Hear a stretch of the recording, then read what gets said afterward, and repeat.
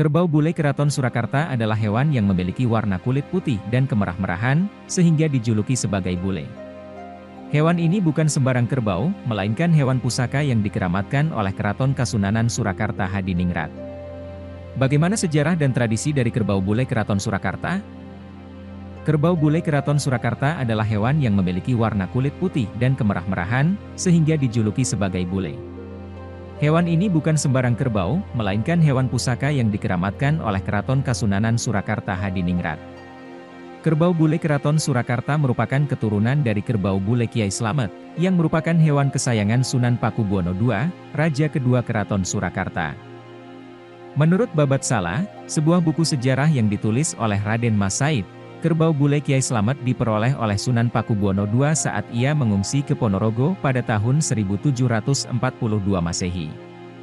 Saat itu, Keraton Kartasura, yang merupakan ibu kota kerajaan sebelumnya, mengalami huru-hara yang disebut sebagai geger Pacinan. Sunan Pakubuwono II bertemu dengan kakaknya, Pangeran Wilopokusumo, yang menjabat sebagai Bupati Ponorogo.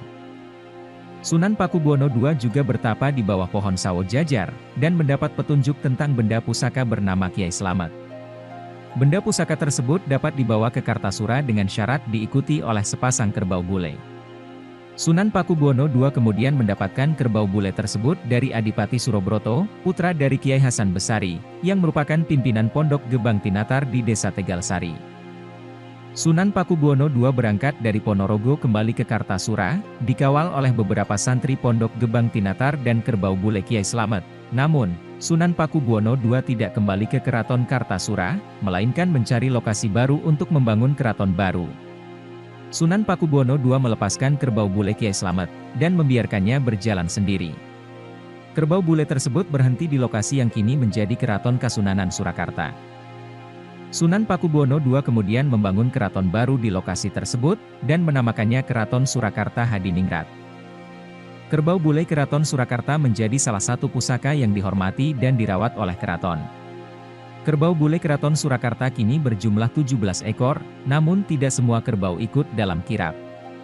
Kirap kerbau bule keraton Surakarta dilakukan setiap tahun pada malam 1 Suro, yang merupakan malam tahun baru dalam kalender Jawa dan juga bertepatan dengan 1 Muharram, tahun baru Islam. Kirap kerbau bule keraton Surakarta bertujuan untuk meminta keselamatan dan sebagai sarana introspeksi diri agar menjadi pribadi yang lebih baik dari tahun sebelumnya.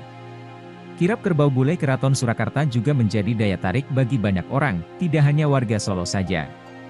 Beberapa dari mereka ada yang ingin ngalap berkah, atau mencari berkah, dari kerbau bule keraton Surakarta.